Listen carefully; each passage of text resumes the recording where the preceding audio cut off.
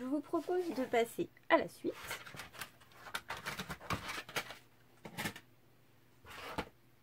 Et la suite, ça va être notre petite carte shaker.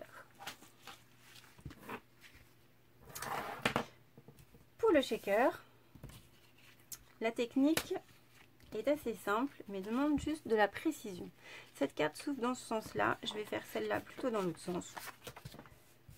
J'ai préparé les mesures. Hop. Donc là, on ne voit pas très bien, mais le pli est là.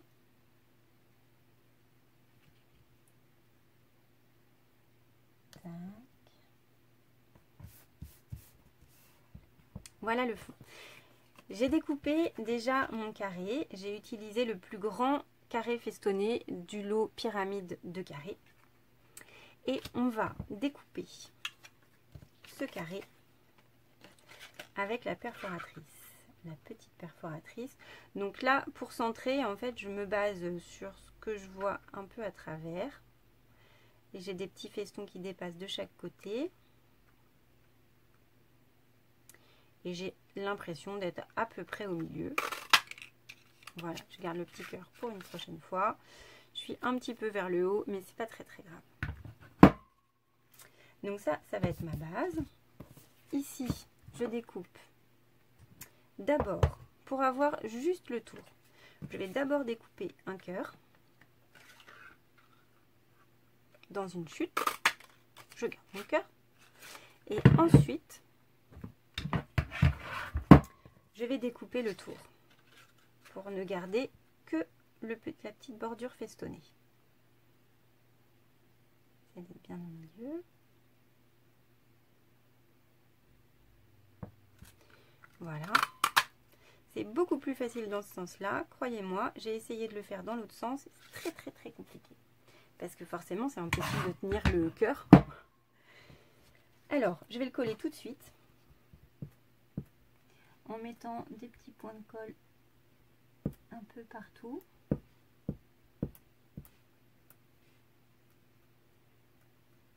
Si madame veut bien. Hop.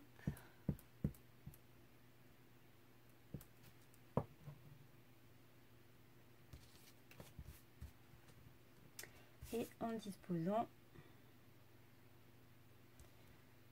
pile autour.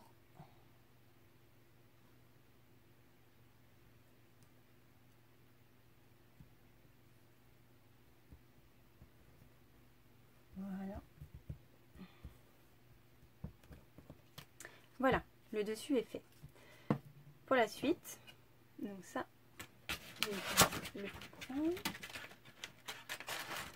Pour la suite, on va prendre de l'acétate. Donc c'est un plastique transparent, un peu rigide. Il faut bien garder vos chutes parce qu'on n'a pas toujours besoin d'un morceau entier. Donc là, je vais le mettre comme ça. Il faut quand même que ça recouvre bien. Plutôt le prendre comme ça. Voilà. Et je vais découper autour qui ne va pas me servir.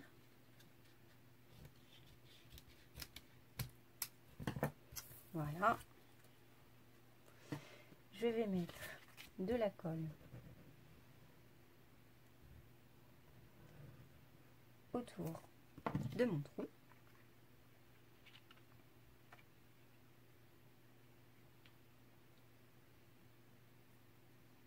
Et coller l'acétate bien en place. Si par hasard il y a un petit peu de colle qui sort, on peut l'essuyer. De toute façon, c'est le côté qui ne se voit pas. Voilà. Voilà, donc là, on voit l'acétate est en place. Ensuite,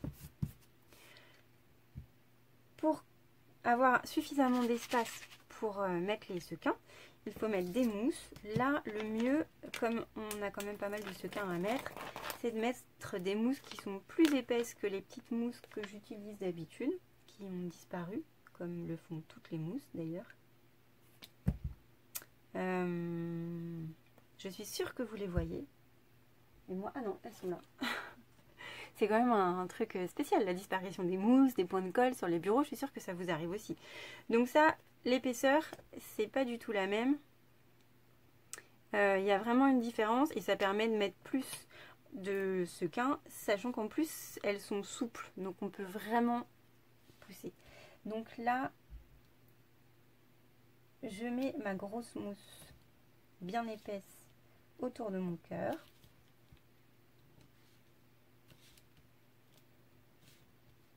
Hop, en appuyant bien à chaque fois.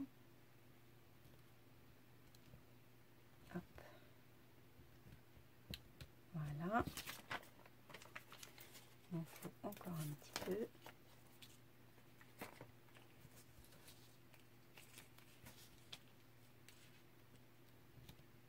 Ça ne se voit pas, donc n'ayez pas peur de faire des raccords pas forcément très jolis.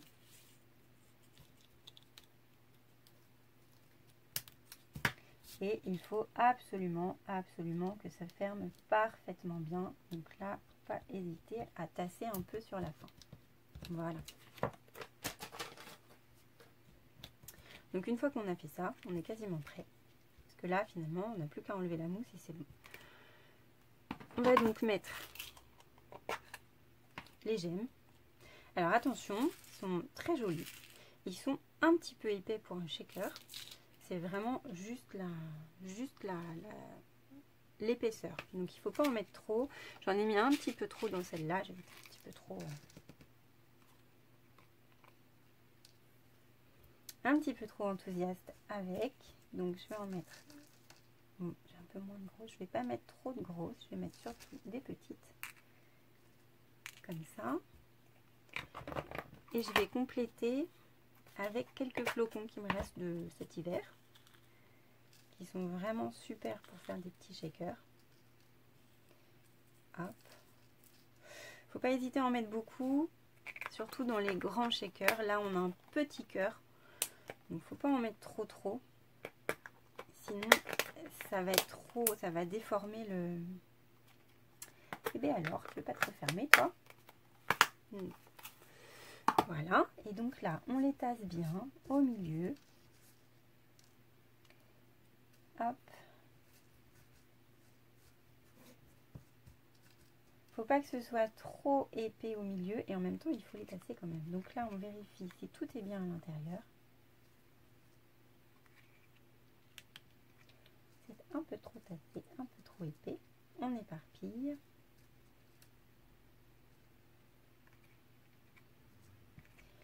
Là ça m'a l'air plutôt pas mal. Donc on enlève la pellicule de protection.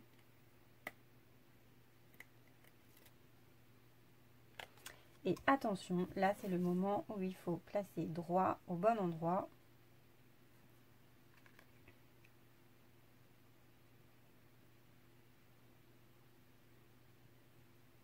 Intense concentration. Et voilà. Et là, on appuie bien fort pour que les mousses adhésives, les bandes, soient vraiment bien collées. Et le téléphone sonne. Hop. Et voilà. Un petit shaker. Il ne reste plus qu'à faire un petit nœud.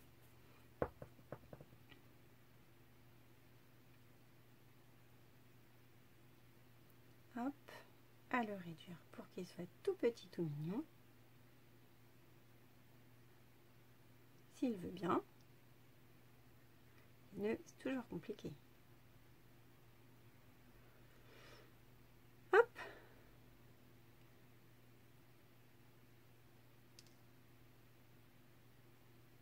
Voilà. Le nœud, je le fixe par un point de colle.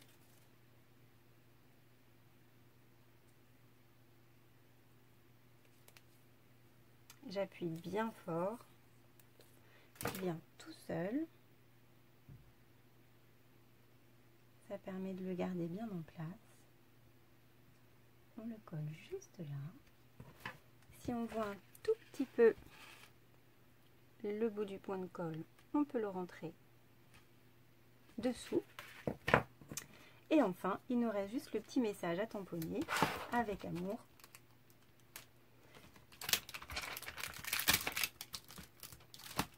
Là, pour ça, je garde mes chutes, toutes mes chutes de papier. Je découpe beaucoup de papier. Et je garde mes chutes pour pouvoir avoir des bandes directement prêtes à l'emploi pour quand j'ai des petits messages à tamponner.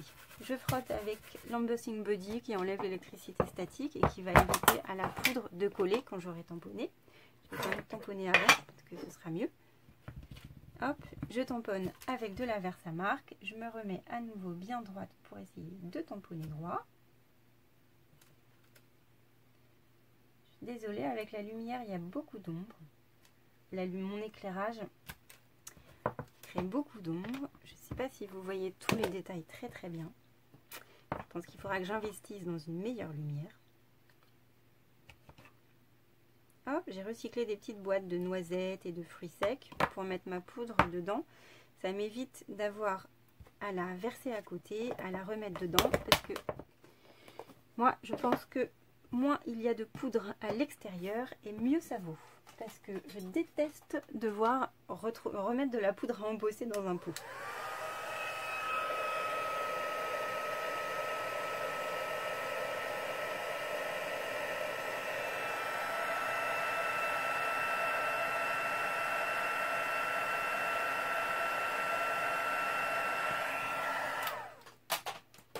Et voilà. Un petit coup de ciseau. Et c'est bon.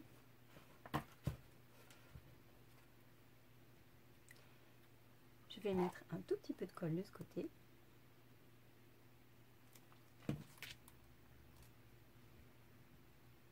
Et voilà.